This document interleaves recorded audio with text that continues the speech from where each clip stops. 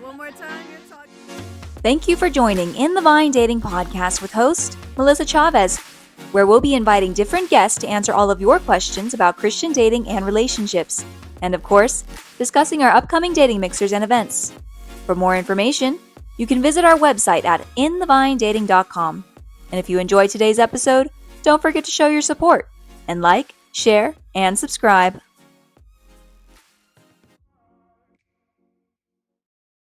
Hi, everybody. Welcome to Who's in the Vine Dating Podcast. It is your host, Melissa Chavez. And today I am kind of nervous. But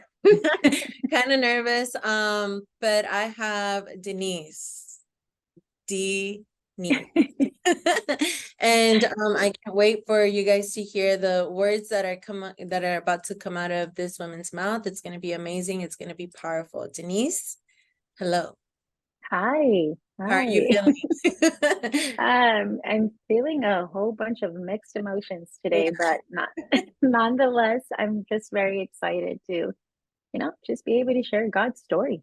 It's good. It's good. Okay, so we know a little bit about you, right? Based on the things that we know that you've shared on the podcast. And so today, I just want to ask you, like, what do you want to tell us about yourself? What and who is Denize? What and who is Denize? That's a great question. And I think the answer that I always give to that is, I'm a wife, I'm a mom. Those two are by far the most important things that I could ever do in this world. And everything else that I do is honestly a byproduct of that. And it's because of that. I am involved in a lot of different things. And I normally don't talk about those, but I guess for today's sake, I can get into a little bit of that stuff. But I definitely I'm part of an amazing ministry, partnered with a ministry called Beauty for Ashes. They are absolutely phenomenal women. The CEOs and founders and co-founder Jackie and Adriana and Jackie are just amazing women that have this vision for women and, bringing healings to the nation, to the families. And they do that through their amazing products and ministry. And, Pastor Adriana wrote an amazing book, Not a Victim, that I was able to help her, type up and stuff. And I mean, it's all her and all Jackie. And that's one of the things that I am partnered with and I get to do. Clearly, I'm also on the board for In the Vine. So that's also really amazing and phenomenal, and love you guys. And it's really cool to be able to be a part of such amazing ministries. On top of that, I'm also a volunteer and a parent coach at a resource center out in the Antelope Valley. That's one of my biggest passions, and I get to help women that decided, to keep a baby and just need additional help in navigating. Okay, what do I do from here on out? And I love that because in this center, we don't just say, okay, come here, like keep your child, right? We equip them with tools on how to and are able to just provide them the help that they need. We don't just give them a fish; we teach them how to fish. And I know it's so cliche, but that's really what we do. And from there, I actually branched off a little bit, and I did create like a devotional because I realized that as I'm able to coach the women, on what to do during their pregnancy, I also realized that they needed a lot of the spiritual maturity that comes along with it. So I did get to create a devotional, The Spiritually Equipped Mama. And I do that. I was able to do a Bible study with that and, get some of the girls into the church. I also am a freelance writer. I blog. I have that. I did some articles for a journal, a Palmdale journal that was out for a while out in the Antelope Valley. I'm also currently working on a few campaigns that I love as well, the whole political realm. And I'm just tied into the political arena in the background. And yeah, those are just some of the things that I do. What is the name of your blog? Oh, it's called Mommy Friend. How can people find that? At this very moment, they can go to Instagram. I'm on Instagram and Facebook. I'm on Mommy for Instagram. It's Mommy Friend _ established or EST 2016. They can find me there, or they can find me on Facebook, Mommy Friend as well. Mommy Friend. I think it's like _ also EST 2016. Okay, so be sure to add the links to the descriptions and all that good stuff. Mm-hmm. I can't believe this is 2016. That's crazy. Yes, 7 years. Yeah. Dang, girl. That's I awesome. know. Yeah. I So can't wait. those, that's what I do. That's Okay. what I do for fun, you know? Just and on top of that, you homeschool, Oh yeah, that's you volunteer at church, you keep yes, us out of jail, just all these things yes. that I father. forgot about that. Yeah. Yeah, I do. Yeah, I'm right now currently helping the church create, policies and procedures, or just making sure everything's, in check with that. Like you said, keeping people out of jail. But yeah, I'm a mom, so that means I homeschool. I'm homeschooling. I'm teacher. I'm coach. I'm chef. I'm um, a mentor to my kids. I'm a therapist to my kids. I'm everything. I have three little ones, and so that really just, keeps me busy, Keeps you busy, to say the to least. say the least. Yep, I definitely. know sometimes I text you and you're like, dude, I'm barely eating. I'm like, Denise, it's 7 p.m. at night. What the heck? You're like, I forgot. I But know. now I get it. Now I get it. Okay, so Yeah. thank you for sharing all of that wonderful stuff. I was like, when we first introduced you, I think it was like the first episode, and you were like, I do a little bit of here and there, and I'm just like, if the world only knew, you know. Okay, so Yeah. talk about Mike and your marriage with him. How was it? Well, I know that you gave your input as far as like his interview and all that, but um tell us about that. Like, just tell us about your marriage. How's it going in Ohio? I know that you guys, well, by the time this interview airs, you'll be back in Cali, but how's Yeah. it been going for you guys? It's been very different from the first time that we came out. God really spoke to us and said, um, there was just a lot that was going to be happening, and now at the end of it, you and I talked a little bit about it before the interview. Is I'm really Today was a day that I really just saw everything come full circle. It's been very treacherous. It's been very, my husband's been working 7 days a week, 12 plus hours a day. It's me and the three girls across the country in a place where it's just us, and like, I mean, me and them, like that's it.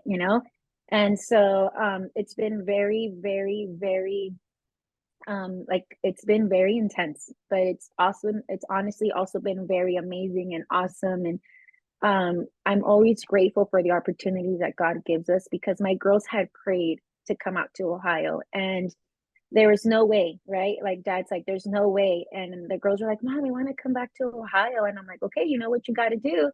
They're like, we have to pray. They prayed and doors opened up miraculously. To this day, I mean, it's like, it's a God thing. And so just to see their prayers be answered, I think is so encouraging. Yeah. And, but yeah, it's been amazing. I mean, I can't complain. It's honestly been amazing. My husband and I, he's just awesome. Clearly, before I came on the interview, I was like, okay, this is what, what we're going to be talking about. How do you feel? So just so you guys know, everything I'm touching on, my husband's fully aware. I have his blessing, and he's just been amazing about it. But yeah, Mike's the real MVP. Yeah, he really is. Every time you tell me about some of his responses, I'm like, dude, that guy unmatched I, for sure. I'm like, if I could have an ounce of that man's confidence, like that's me it. too. Me too. Okay, so how long have you guys been together? We've been together since March of 2015. So 2015. we're going on 9 years of marriage in March of next year. Wow. Yeah, it seems like just yesterday. Yeah, I still remember that wedding day. Like every, I can't believe 2 years have passed by. Like I'm still 29. What the heck? Um, I know. okay, so I know that Mike touched on the fact that his life moves from like it's like progressing, and all of a sudden 3 weeks later, complete shift in his life. And Yeah. that he kind of talked about that wedding that you guys had, which is like he proposed and 3 weeks later you guys were married. How were those 3 weeks? Crazy. See, I mean, try putting a wedding together in 3 weeks. Like that is unheard of. I don't know if anybody's done it ever since I've done it, honestly, because it's just crazy. But yeah, we did it. My brother Henry and Sue were honestly phenomenal. They opened up their home. They were just, as soon as we said we were gonna say I do, like they pulled out the red carpet for us. Like my family, like my brothers, like people from the church, like they just outdid themselves. We really didn't have finances, or I didn't really have finances. My husband, we got married really cheap. Like, I think the most expensive thing in my wedding was my dress. And even then, like, my husband paid for it. Wow. So he was just amazing about that. But yeah, I mean, we literally pulled it together in 3 weeks, and from decorations and cake and food and renting tables and chairs and music and premarital counseling. Let's not forget Oh that. my And, gosh. Yeah. and honestly, that was the reason why it took 3 weeks, was because we had to do premarital counseling, and Okay. there was no way we could do premarital counseling in a week, right? So basically, I think that was the reason why it was that time frame. Wow. But yeah, obviously my husband and I knew that we were going to do things God's way, and not be living. I mean, we didn't live together or anything like that, but I mean, he just knew. He knew that he wanted to marry me, and he didn't waste any time. Yeah. That's something that your mama always says. She's like, Mike never said this. He's like, but one day he came home and he was like, I think I found the one. And G Mama was like, what? So Yeah. I mean, clearly he's a man with a plan from the very beginning, right? So Yep. that's amazing.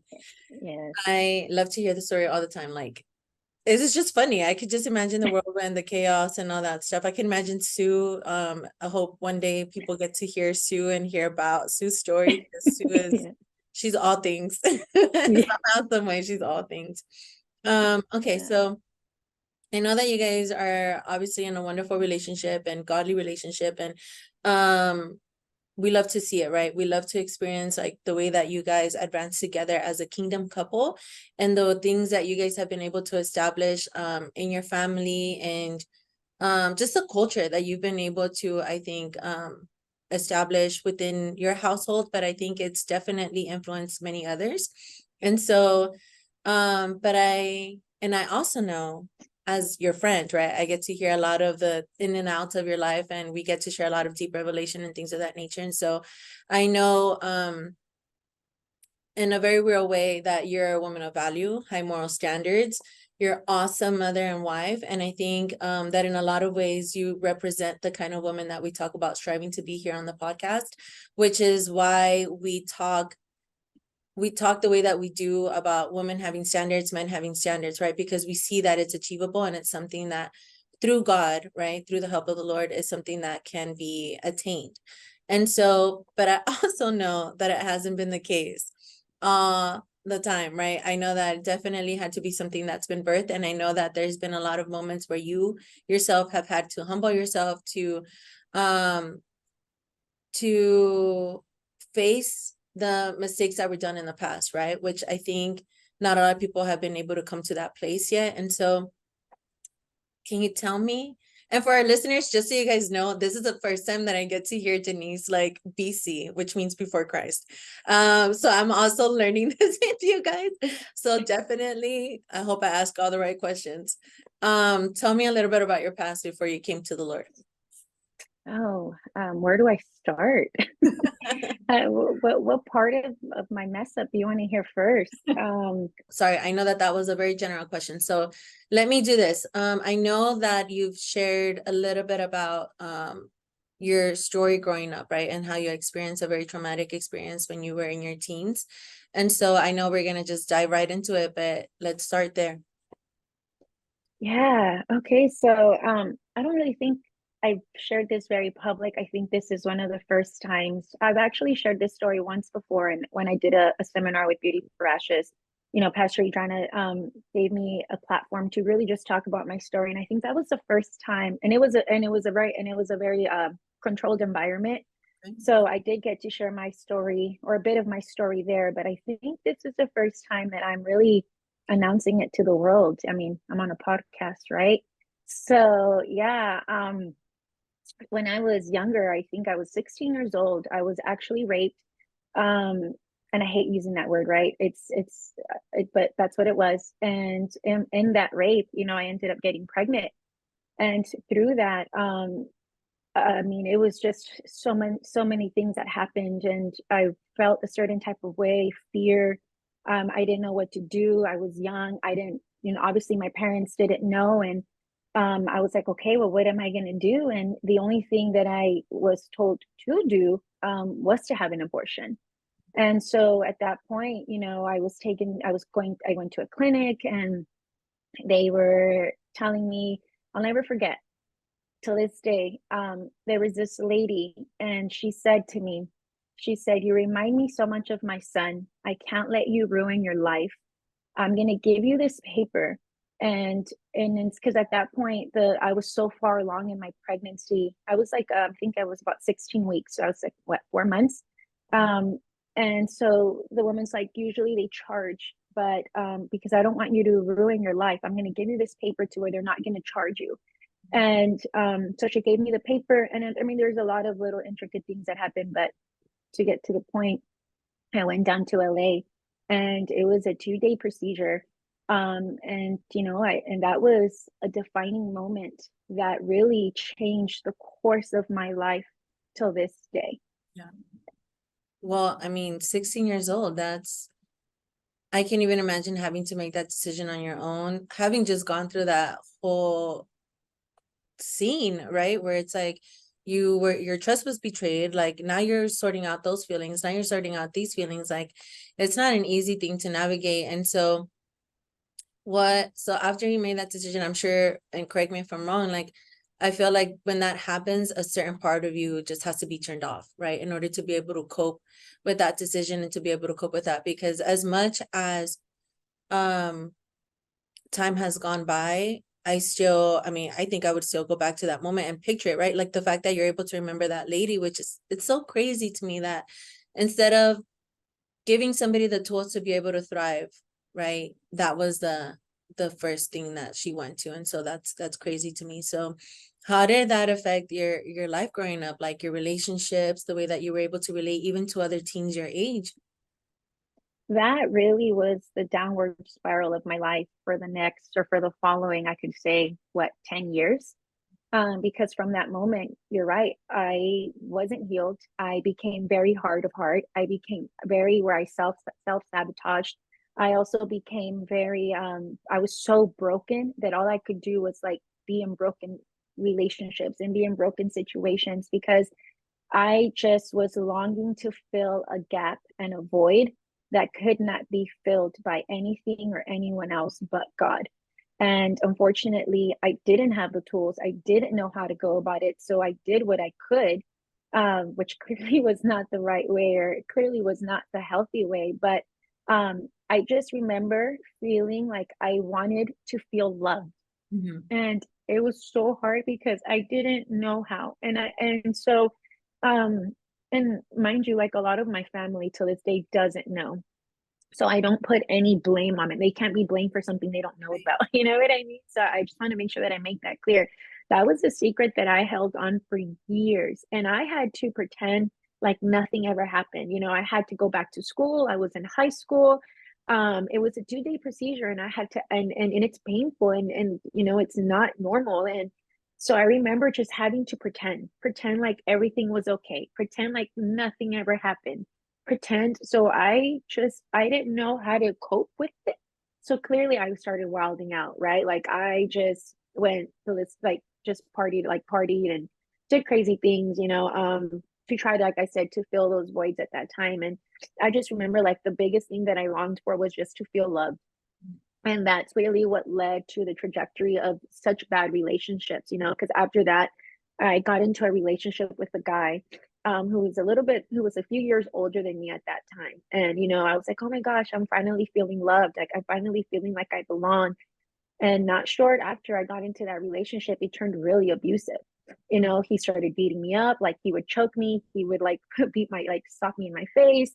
I would have, like, purple, like, bruises on my lip, like, cut my lip. And I remember that the way that I was able to even, um, because I mean, it's on my face, right? So I would go to work. I remember working at Western Bagel at that time, and my friends were like, what happened to your face? And at that time, I had 2 jobs, and I volunteered. I worked with kids, so an after school program. And so I'd be like, oh, a kid threw a ball and hit my face. Mm. So, like, I always had the right story.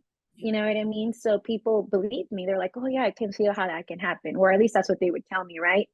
And so, from that relationship, necessarily, it was so hard to get out of, because when you're in an abusive relationship, they threaten to not just hurt you, to hurt your family members. And I remember there was times where he would try to come into my house in the middle of the night when my parents were asleep, and I had to call the cops. And one time they sent the helicopter, because I was like really afraid for my life. And I'm like, there's this guy outside. I'm afraid for my life. They sent a helicopter. Mind you, like, my parents are asleep. They don't even know what's Oh my going on at this gosh. time. And finally he left when he heard the helicopters. And so, one of the things that when I finally got the courage to say something, I decided to tell his parents. And his mom ended up blaming me for being with him. There's no way. And so Oh my I God. ended up, when I had my abortion, I felt betrayed by this medical professional who was supposed to be there and be my advocate. I get in this relationship and it's extremely abusive. And the person that I confide in also betrays me. So I'm left feeling like, okay, what's next? Right. Or if I feel like I'm confiding in these people, like, what am I supposed to do when they're not helping? Right. Mhm. And I know that you grow up knowing these things are not right. Like, you shouldn't be in these situations. And I knew that abuse wasn't right, but I was never given tools on what to do, or like, I was never provided with tools on how to get out of those situations or how to deal with those situations. Right. And so, after I was done with that relationship, finally, I think there was just so much exposure where I was just like, you know what, like, I'm fed up. And I remember I would start fighting back. I remember I was like, okay, I'm done. Like, I'm done. And I remember that after that relationship, my mindset with men changed. At Mm. that point, I was like, you know what? Screw men. Like, I became like this total feminist where I was like, I can't I'm believe gonna yeah, where I'm going to be like, you know what? I don't need a man. I'm going to do, because I just had been betrayed, right? From the first one to the second one. Like, there wasn't a good pattern. And so I was just like, you know what? Screw that. And it was funny because at that time I ended up meeting this other guy. And this guy, just for clarity's sake, I'll just say he was a businessman. He was an entrepreneur. And, he really, really changed my life. I mean, this guy, was protected me.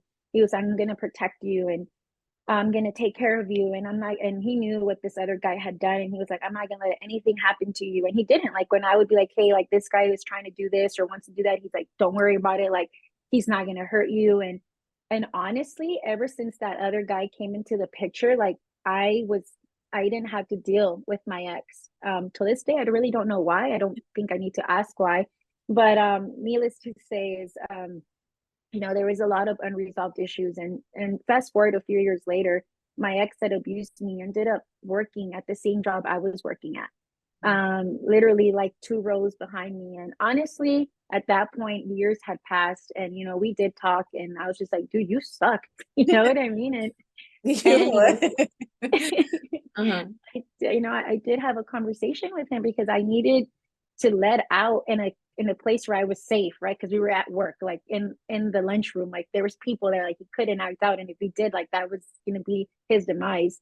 We ended up talking, and he did end up apologizing, and that's history. Wow. That is okay. So how long were you with the helicopter guy? Helicopter? Yeah, the one that you called the cops on, the abusive one. Oh, I was with him for 4 years. 4 years. Wow. So Hmm. it was like what? Maybe like From 16 to 16? 20. Oh my gosh, that's crazy. Hmm. Okay, and then the other guy, the entrepreneur. Yeah. With him and I were never anything serious. It was just more like he was my friend, Got it. and my little quotations. He was just a friend, and he was just somebody that really looked out for me. And if I needed anything, and I mean anything, like he was like in my beck and call. All I had to do was pick up the phone. Hey, I need this, or hey, I need that. And he was always just there. He always provided. He always gave me whatever I needed at that time. And then obviously at that point, I ended up meeting the guy that I was supposed to marry. And that I'm was, so intrigued with that. Like, what do you mean by supposed to marry? well, we're supposed to marry. I thought that this was like the guy, I thought that this was the man that I was going to spend the rest of my life with. Because when obviously after I had been hurt, right, and I was wilding out, having my, partying, and then I was like, okay, I think I'm ready to like find a guy that because at the end of this day, I still yearned for love. Like a part of me always yearned for that love, that to feel like I was being taken care of, And so I ended up meeting this guy at my sister's in-laws house, and we hit it off. We hit it off, and it just worked because his family had known my family for years, so it just kind of made sense. You know what I mean? Like my family knew him, and so they loved him, and so from that point on, we were together for a long time. And he was really young. We were both young. We were like 21. Oh, So wow. we were young. And he definitely, I know I was like one of his first year's girlfriends. So I mean, there came to the point like we went to marriage counseling. He was coming to the church, and I think I mentioned that before at in our conversation.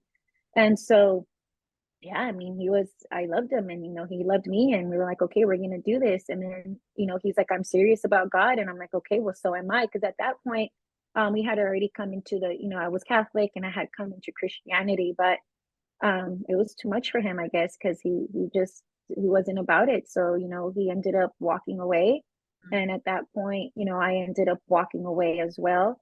And that also led to just a trajectory of horrible decision making on my part, and also just failed relationship and bad relationships after one another, from that point on.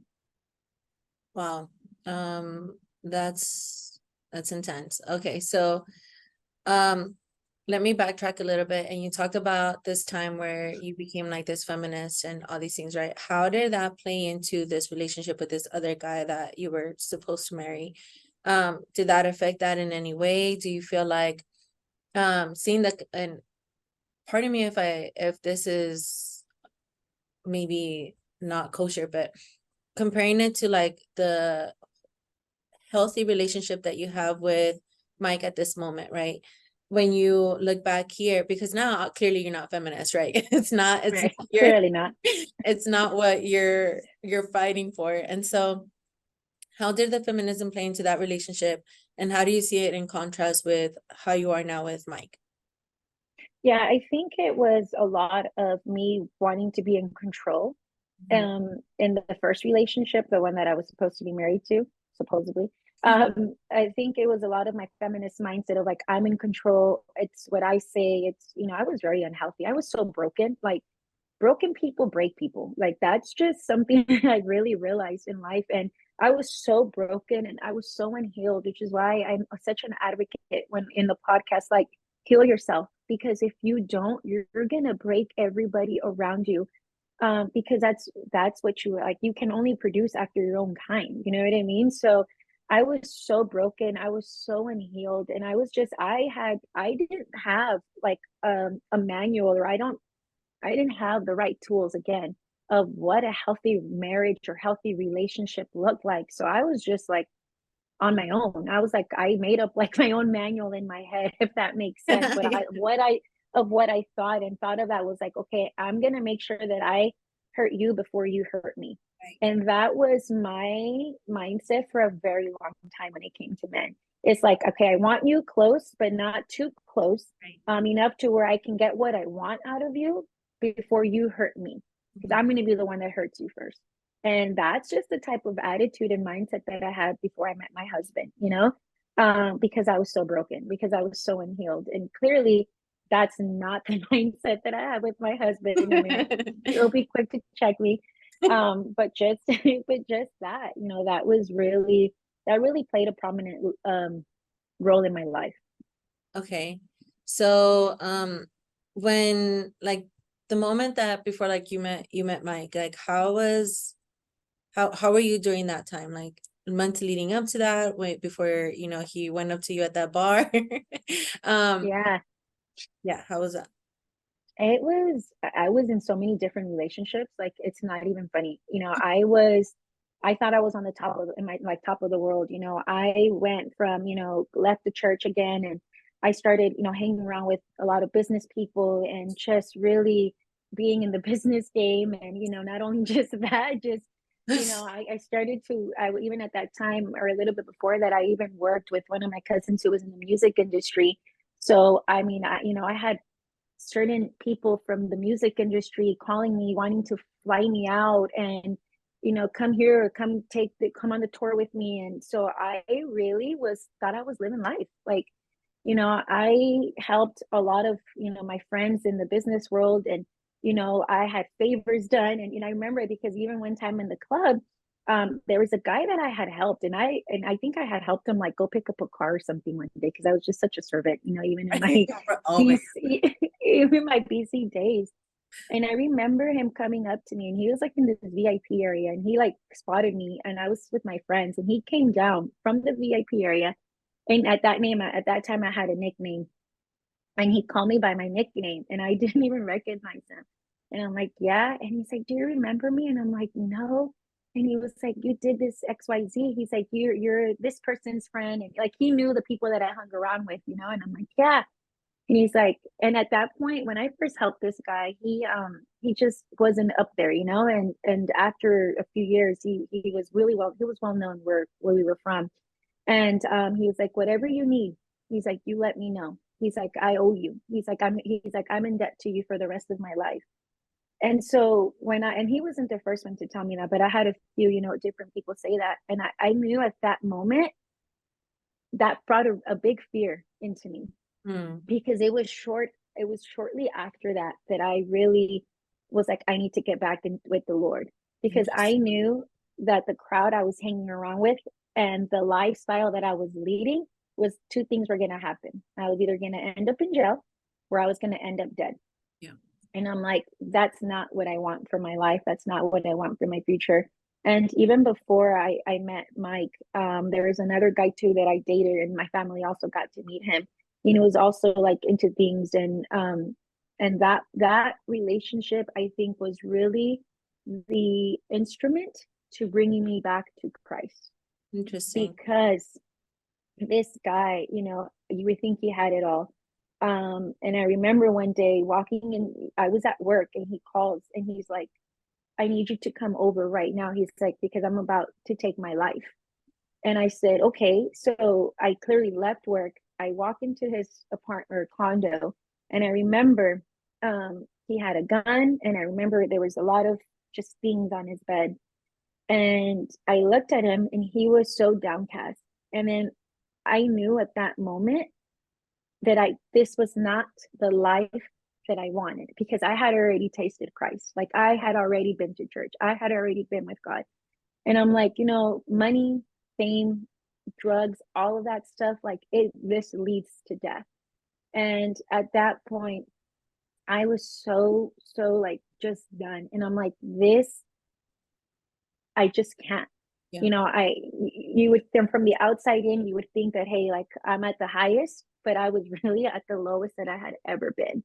And I also remember, when you hang around with certain people in certain crowds, and I'm not saying this to boast or anything, but just to let people know that it's what you see is it's not really the truth, right?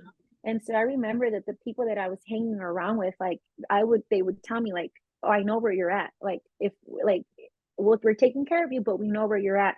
I remember one time driving somewhere, and I was like at a gas station, and then this person called me. They're like, oh, you're in this car at this gas station. Like, and I'm like, well, how do you, like, it was the craziest thing. Right. And so what I guess what I'm trying to say is, here I thought that I was being protected. Right. And it was such a counterfeit because it came at a cost. And again, I feel like in throughout my life, like, counterfeits have always tried to come and steal what God's position and role was, right? From the beginning till the end, through my relationships, because the enemy knew what I longed for. The enemy knew what I craved. The enemy knew how to exploit those broken areas and weaknesses in my life. And so here I am thinking that I'm on the top of the world. Like, I can do, I could go to clubs, I could get VIP. Like, my friends were like living their best lives, like bottle service. You name it, like, we had it, And so here I am thinking this is the life. But I also remember thinking, like, I am so broken. I am so broken that none of this is filling the voids that needed to be filled by God. So, when that incident happened with this last guy that I was dating, and I knew, I was like, I remember giving that guy a Bible. And he's like, oh, he was like, I thought you were gonna give me an iPad. I was like, no, dude. I was like, you need Jesus. But I'm saying all that to say that the person you see now came at a price. Yeah. I've gone through hell and high waters. I am not even touching the surface of the things that I've had to see, experience, or be a part of. But at the end of the day, I'm just really thankful to Jesus, because it's only through God's redemption and God's mercy and grace that I can sit here and talk to you guys about it. Yeah, no, absolutely. And I'm gonna culminate all of these things at a point, but because I also want to talk about the abortion part, right? Because I know that in itself is a whole different driving force behind who you are. And so I know that there is a point where both of those things came together, like the relationships aspect and the redemption from that abortion, right? And so I want to ask though, because I think it was really interesting that you touched on counterfeits. And one thing that I've been meditating on these past couple of days is, within the vine and everything, just being prayerful about what's going on and the people that are going to come to the next event and everything. Like, I've just been noticing how even on social media, it's such a market, for a lack of a better word, people's loneliness. It's such a market. People play on that, as far as like even the reels and everything. And so it's like, okay, well, in the vine, like, how are we going to differentiate ourselves from that? Because obviously, yeah, at some point we want to make it a business, but at the end of the day, like, for example, what we charge to get in is really just, we're still pouring out of our finances, right? Yeah. And so, but because the reason for that is we want to marry people to Jesus in a way, right? We want them to experience Christ and all these things. And so I was meditating with the Lord and I was like, Lord, like, why is there such a battle with this, right? Like, why is it such a, especially now? And so then the Lord was explaining to me that, love through one another, healthy love is such a reflection of who God is, right? God has made us to be people of relationships, people to have that connection with one another. That's really what he desires for us to be able to dwell together. Like, there's scripture that talks about unity up and down the Bible. And so how would you speak to a woman right now that is probably in a situation that is not the best, like where they know that they're lowering their standards, maybe not just women, but men as well, where they're lowering their standards and they're putting themselves in a position where, I deserve better than this. But at the same time, like, they look at their past and they're like, well, this is what I deserve because this is what I've been through. Like, how would you speak to those people? That's a great question. First and foremost, I could only share my story, because one thing that I've realized with people, because I help people in those situations now, is that there's nothing that we can necessarily say for them to want to change. They have to honestly believe it in their hearts that they are worthy of more. I guess I can take it back. I guess I would really say, like, Jesus really does love you. Like, Jesus, God, like, there is somebody out there that is way better than the person you're with now. Like, if you are already feeling that type of way of like, hey, like, I think I deserve better, you're probably right. You probably do. And the only person that can get you out of that situation is you. You have the power, you have the opportunity, and you do have the control to be able to be like, you know what? No, let me take myself out of this situation. And honestly, I think that's the best thing that I can say, because until somebody is ready to get themselves out of that situation, there's nothing that anybody can do. And I guess the only other second part to that question I would say to them is, how can I help you? Because one of the things that I've learned with victims that are part of sex trafficking, or even with the courses that I've taken through various programs, is you can't help people unless they want to be helped. And the best way to help them is by asking them, how can I help? Because your version of wanting to help, that might be something they're not ready for, right? So clearly you have to have an open door of, hey, you know what? I love you enough and I believe in you enough to be willing to help you, but tell me what that looks like for you. And in that, I do tell them about who Jesus is, the love of God, and how you're not damaged goods, how you're not broken, how there is redemption power. And if you don't believe it, look at me. Like, let me tell you how my God was able to take me from a place of I should have been in prison or dead to where I'm here now with an amazing marriage and amazing kids. Is my life perfect? No. Is it hard? Every day. But is it worthy? And is there joy in it? Absolutely. Yeah. And so that's what I would say. I think that's powerful. And even like adding on to that story, there's so many stories even in the Bible, right, where it talks about that the women that were like the most despised. Like there's stories in the Bible where it was like a prostitute, like the known prostitute in the freaking land that allowed the Israelites to come in and totally defeat a nation. And so it's like, and that's the lineage that Jesus came from. So it's like the Lord and the women at the well. Like there's just so many stories in the Bible of women with even women that like at one point were barren, and the Lord all of a sudden, like there's just God creates such a story, right, out of those that have been rejected and that have been despised and that have been thrown to the side, and he has such a redeeming story. And so I completely agree with you when it comes to that. And so yes, if anybody needs help, wants just wants to take that first step, as always, feel free to reach out to us. Denise's information especially is going to be on the caption and all that good stuff. I remember reading a book in the Bible, I think it was Hosea, and that was one of the stories that really impacted me and really just allowed me to see, God's love for women, for people, for broken people. And so I guess once you experience God's love, there's just nothing else in this world that can come close to it. Yeah. And so, my heart and my cry is for those people that do see themselves broken or damaged or not worthy, I pray for that type of encounter so that they can see that there is that love that they're yearning for and that they're longing for is out there. It's just they have to find it in the right place. Yes, absolutely. And there really is no better healing, no better option, because even the best of marriages are incomparable to those that are inside of Christ, right? Because again, as we constantly say, it's Christ that binds you together, and he's the one that really teaches us how to love one way or another. Okay, so now moving backwards to move forward. So tell me how it was dealing with the abortion after the fact, right? So I know during that time it was chaotic. I'm sure it was still a whirlwind, but how did you cope with that, and how have you dealt with that? As coming to the church, like in the church, it's such it's taboo, most people don't really talk about it unless they're telling you to stop or trying to prevent you. And so in a lot of ways, I think the world has this idea of Christianity and abortion as far as like critical rather than healing. And so talk to me about that. How has been journey?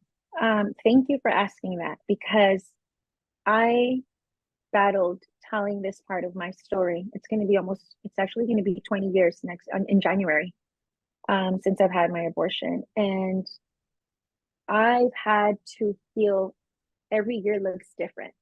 Every year when January comes around, it still hurts.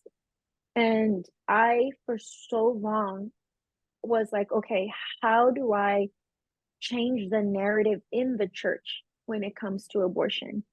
And I realized that the only way to do that is to start talking about it, and start talking about it from a place of, we hear the pro-choice movement. We hear, even in the church, okay, well, we should vote this way. But why don't we hear about the women that had one, have regretted it, and what the redemption story looks like? Right. And the reason that doesn't happen is because there's so much shame still associated with it.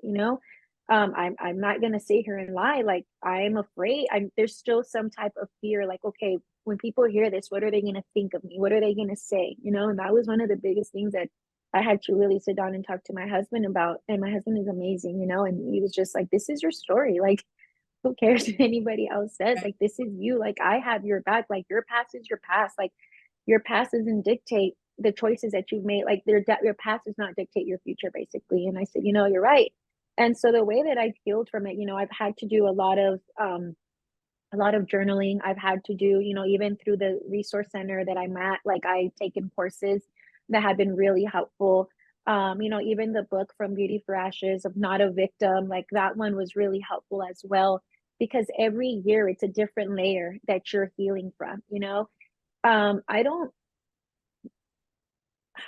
like I can't say that it gets easier because it hasn't. I think every year it's a different type of oh my gosh, this year, imagine if this, you know what I mean? So you're always reliving it. Now, I know God has forgiven me like that. I know for a fact, but there's still consequences of my sin. And that is just the reality of it. But I'm in a much better place now than I was, 20 years ago. Now I've made it my life mission. And this is the redemption story. And I was like, you know what, Satan, you took my child, but I'm going to make it my life mission for no other child on my watch to go down like the way my kid did. Yeah. And I know it's just like and I know that's like, Denize, you're crazy. And it's like, you know what? I am. But if me saving that, if I can just save one child like that, for me is more than I can ever ask for, and honestly, and just working in the resource center that I have, like I've been able to help in the short amount of time that I've been there. I've been able to help women who have been told abort your kid, and I'm there fighting with them like, no, we're gonna believe in God, and so to see the story start to come back full circle for me is honestly one of the best things ever. And even in the healing process, like I said, every year you heal differently, every year it looks different. Just recently, I'm going to share a story. Just recently, I had told my kids, I said, girls, I said, I was driving in the car and I said, hey, I said, just so you guys know, like, mommy, you guys have a brother or sister in heaven, like. And so they were like, what do you mean? I was like, oh, before you guys came, mommy had another baby, but the baby's in heaven. And so my kids being my kids, they're like, okay, they're like, oh, mom, was it like a boy or girl? I said, I don't know. I said, but just know that there's a baby in heaven. And they're like, okay. And they didn't ask much of it. I mean, my kids are 7, 5, and 4 right now. So a few weeks had passed, and then so I looked up. I'm going to pull up the scripture that morning I read, and that was, and I highlighted it, and it was funny because I remember even posting it on my social media. I'm like, this scripture is really speaking to me, and at that point I had no idea why, but it was 1 Corinthians 13:12, and it was saying, now we see things imperfectly, like puzzling reflections in a mirror, but then we will see everything with perfect clarity. All that I know now is partial and incomplete, but then I will know everything completely, just as God now knows me completely. So, that scripture I posted in the morning, and then I'm in the bathroom, and my daughter, my middle daughter, super amazing. She comes into the restroom, and she's like, out of nowhere, she's like, Mom, and I'm like, yeah. She's like, do you know if you had if the baby in heaven that you had was a boy or a girl? And I said, I don't know, baby. She's like, Mom, I think it was a girl. And I was like, why do you say that? And she's like, well, because I saw her and God told me her name, and her name is Elena. And so at that point, I'm like taken back, and I'm like, okay. I sit down and I'm like, that name, and I'm like, what does that name mean in the Hebrew? And the name in the Hebrew means God answers. I can't. And I remember and reading so that. and so or God answered. And so that moment, and then she's like, Mom, I'm hungry. Can you make me a sandwich or serve me cereal? She said something along those lines. And I remember that moment, I sat down and I like bawled my eyes out. And this was just this year. I bawled my eyes out. And my husband's, works from home, and he's like at the desk trying to work, trying to figure out like, okay, do I step in? Do I just let her have her moment? And obviously I looked at him, he's like, and he was just speechless. And, I was left speechless. And, why do I share that? And the reason is, 19 years later, and there's still healing happening from something that happened so long ago, and maybe, and that's why I'm such an advocate. I'm so passionate about the unborn, because I wasn't given that chance. And I want to be able, to give that chance to other people. And another thing that I really want to point out is I never wanted to be in that place of victimhood. because it's so easy to fall into I'm a victim. And I could have easily fallen into that I'm a victim, right? And I think to some degree I did in the beginning because I did a lot of self-sabotaging because I was from a place of a victim mentality, right? And I realized because I was always around a lot of people that acted like the victim is that you never, if when you have that type of mindset, nothing changes within yourself. All you do is hurt people because you feel like the world owes you, right? Like you're entitled. And it's like, and once again, I read a scripture and it was in Corinthians, and love is patient, love is kind, like love is not self-seeking, like love does not demand. And it's like, don't get me wrong, there's standards, right? God talks about love is patient, love is kind, like what you deserve. But it also says that it's not self-seeking, like this entitlement. And so I knew that I could not be that type of person. And so that's why I'm so passionate. That's why I'm like so tough on myself. That's why I'm such a go-getter. That's why I'm like, you know what? Like Satan, you can throw whatever you want at me, and I'm still gonna do my best to overcome and not give in to the excuses because I can. It's so easy to fall in that. And even going back to the shame, 1 in 4 women by the age of 45 have had an abortion. 7 out of 10 women claim to be a Christian. And so the fact that those numbers are so high, that I'm sorry, that have had abortions, 7 of them claim. Yes, I'm sorry. Yes, 7 out of the 10 women that have had abortions claim to be some type of Christian, whether it be a Baptist, Pentecostal, Methodist, like Catholic, whatever sect it. But it's they're saying they're Christian. So for me, that begs the question: is why aren't we talking about it? And it goes back to we said the shame. If I do talk about it at church, are people going to still want me to be? Can I still volunteer? Can I still be a part of a ministry? Can I still do this or can I still do that? And so it's such a taboo, and it's so sad because the more that we continue to suppress it and only talk about it in a place of like, hey, and I'm all for it, right? Like, let's make sure that these bills don't pass. At the end of the day, like the women aren't getting the healing and the men aren't getting the healing that they need. Yes, I completely agree with that. And I think, I think here, 2 things that I want to say. So when women, right, the fact that it's such a silent topic in the church, right, that tells me that it even brings me back to that whole divorce thing, what she kind of told me that she didn't want to talk about it because, how it was going to be received. But at the end of the day, I feel like there's a lot of people in leadership that know how to recite the Bible, but they don't really know how to apply it, right? Because in one way, they're going to be praising these Hoseas, they're going to be praising the Hagars, they're going to be the Rahabs, the woman at the well. Like they tell these stories every Sunday from the pulpit, and they talk about God's saving grace. But when they have the ability to literally play that story out in their churches, it becomes like this whole weird thing. And of course, we're not saying like, oh, go get an abortion, like there's forgiveness.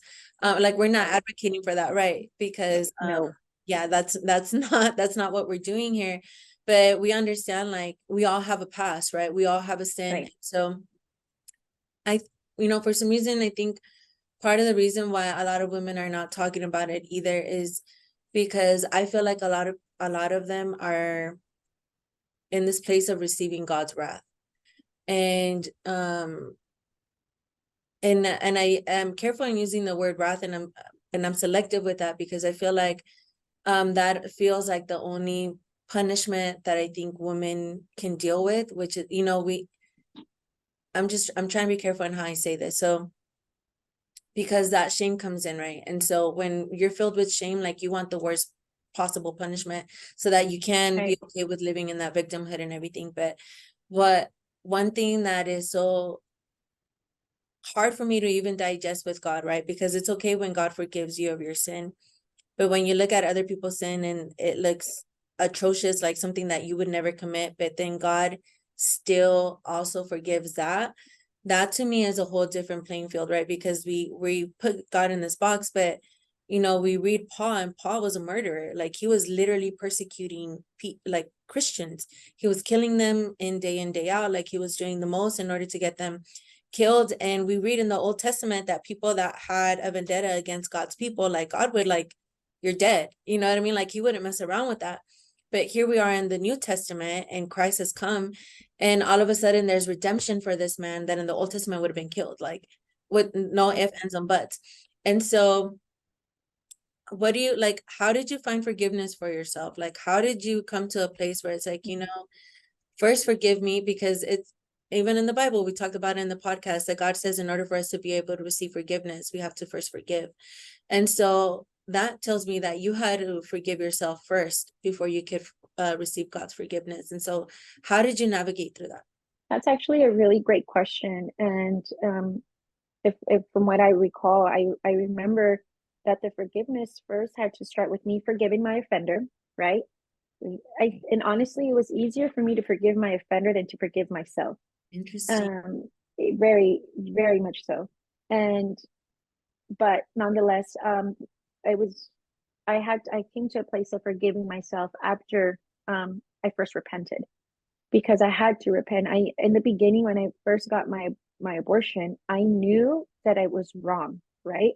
Okay. But at that moment, I was so twisted. Like, I was like, oh my gosh, like my parents are gonna find out, like I'm not gonna get in trouble.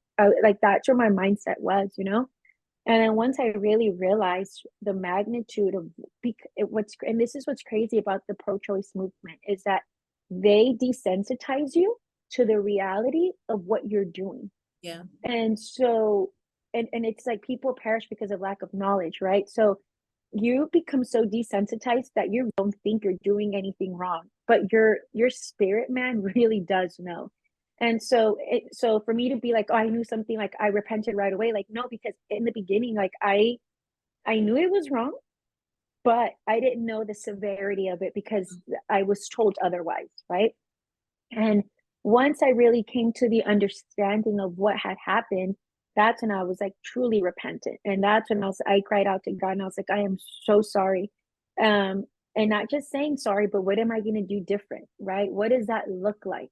And so for me, obviously, that's when I was like, okay, forgive my, I did, I had to verbalize and even write to myself.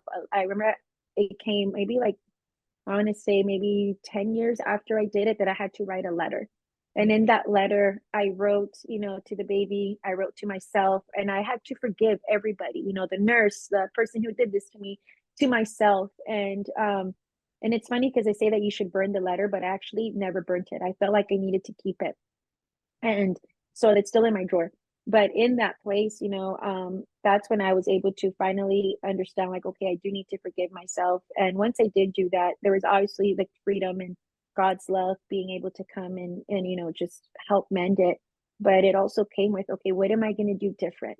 What am I going to do to not prove to God that I'm sorry, right? Because God doesn't need that. Right. But what am I going to do different? What am I going to do to make sure that the enemy doesn't grab another soul? And that for me is clearly what turned around to being very active in this movement. But it hasn't been easy. There's, when I've had my kids, when I had my first daughter, there was a lot of forgiveness that had to happen again with me, because that just triggered a lot of different things. And one of the things that people don't know about, I know I've shared in the podcast when I said, it was hard for me to have kids. I was told I couldn't. Well, that was because when you get an abortion, a procedure, that messes your body up. And so I had scar tissue. I was never the same.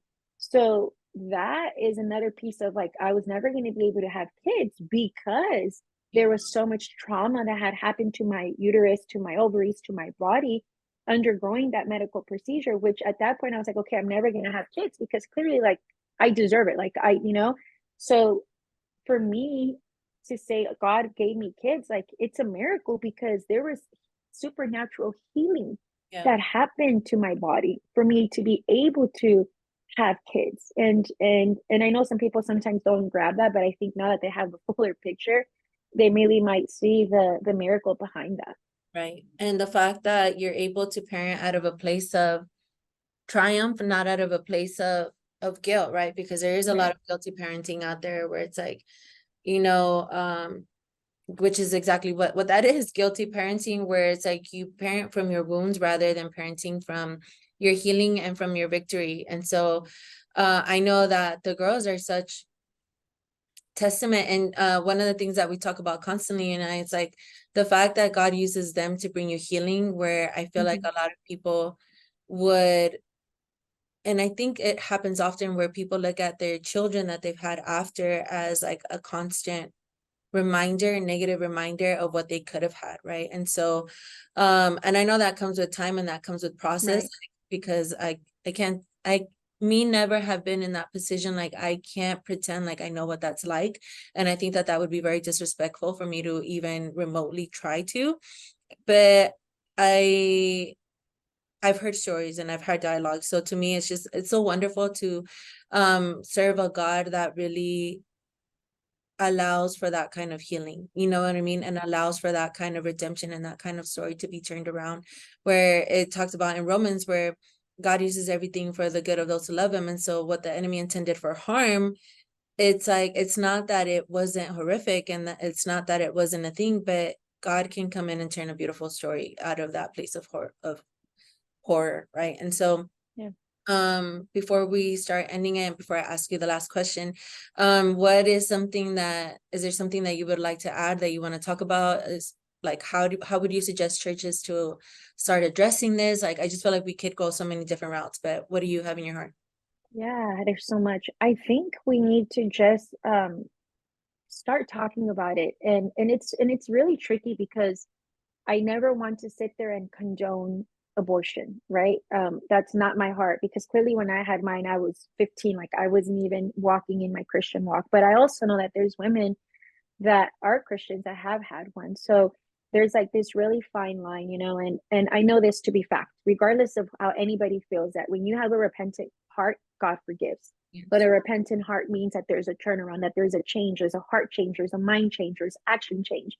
And so with that being said, I think that the church, as a church, we need to start talking about it in the sense of, hey, like, if you've had one, there's programs, there's resources, there's things that you can talk about, because a lot of the times, like you said, like, that's, if people are not able to heal from that, that's unresolved trauma that ends up affecting not only their relationships, ends up affecting their kids. And then you get into this cycle, right, of endless trauma, of self-sabotage, of anger, of resentment, of hate, self-hate. I mean, and the list goes on and on and on. So for me, I think the first step is talking about it to remove that taboo of it. Yeah. And I think from that place there can be healing. And I think from that place there's honor. And I think from that place we can even really launch and get the pro-life movement to be what it needs to be, because it has to start with the church. But if the church is afraid to talk about it and only talks about vote this way, okay, well, and think about it.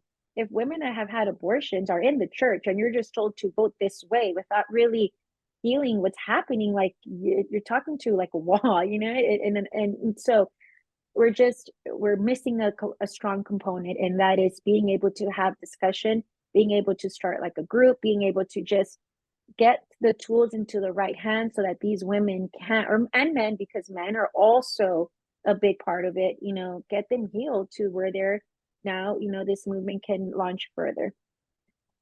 You've touched on the men part a couple times, and I keep meaning to want to dive into that a little bit. So, working with the research center that you're working in and all these things, I'm sure you've probably met men that have been impacted by that decision. Or how would you speak to men that have dealt with that have either, I feel like, again, there's so many different veins that I can go down that route, but what would you say when it comes to that?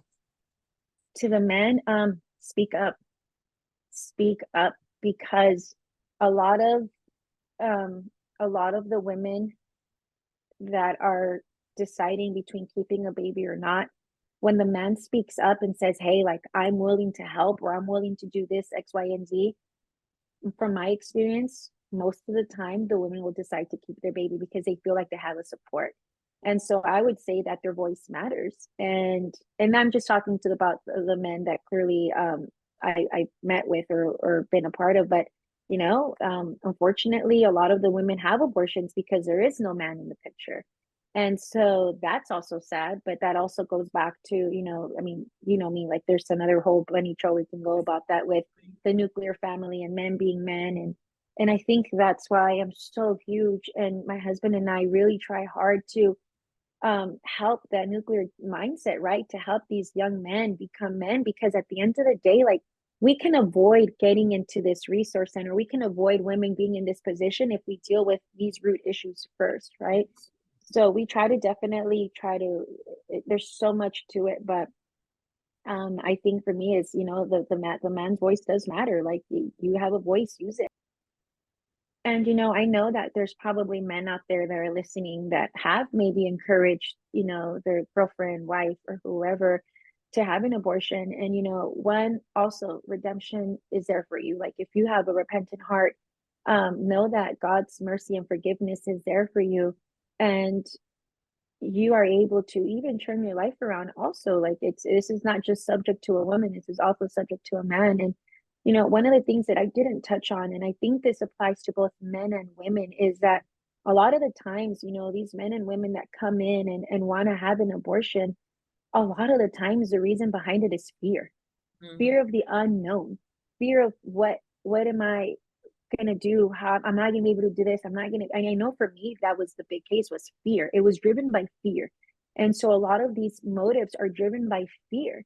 And so, I would say to these women or men that are even thinking about it, is that there is something bigger than fear out there, um that is the reality. And that is that I mean, yes, it's probably going to be hard. I'm not going to sit here and lie, but there is different options. There's different ways to go about it. You don't have to end somebody's life over fear. And I think that if you face that fear head on, that you'll realize that the outcome of facing that fear head on is worth a million times more than ending that child's life. And I also know that with men, because men are such providers, that there's that fear of, I'm not able to provide, I'm not mentally, I'm not emotionally, I'm not this or that ready. And at the end of the day, irregardless, children are a blessing. Like the Bible says, children are a blessing. And you might not have it all figured out. Nobody ever does. But I can promise you that if, when you do decide, or you should decide to keep that child, that there is one, you can always do the adoption route. Two, there's a lot of resources and tools out there now that can help you, right? Help you get on your feet, help you with the doubts, help you with whatever feelings you might be feeling, or whatever thoughts, or whatever problems you may be foreshadowing. Like, we live in an era where there's literally resources and tools at your fingertips. Yeah. There is a lot more options out there than what you're being told. Yeah.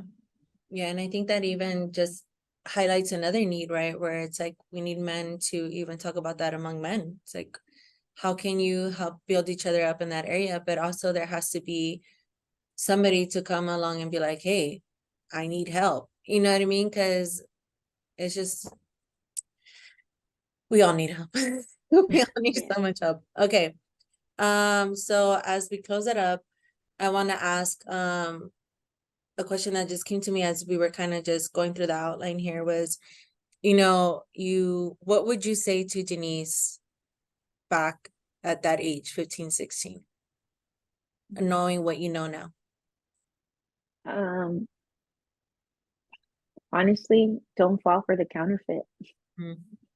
I think that's the biggest thing. And it's easier said than done, because I've been in this Christian walk for almost 10 years, and counterfeits never stop.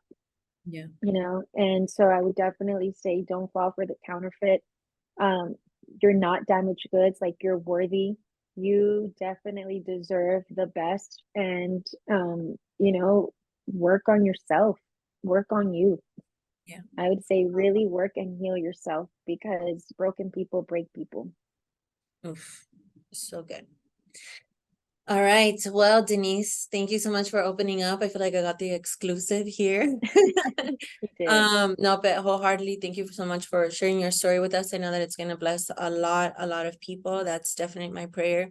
For people to find healing, for people to find comfort. And so, as always, to our listeners, thank you so much for tuning in. If you have any feedback or you have any questions, send them in. We'll be more than happy to answer those questions, whether anonymously, privately, whatever the case may be. And we'll have Denize, as I mentioned before, we'll have Denize's link on the bottom of the page. And yeah, that's it.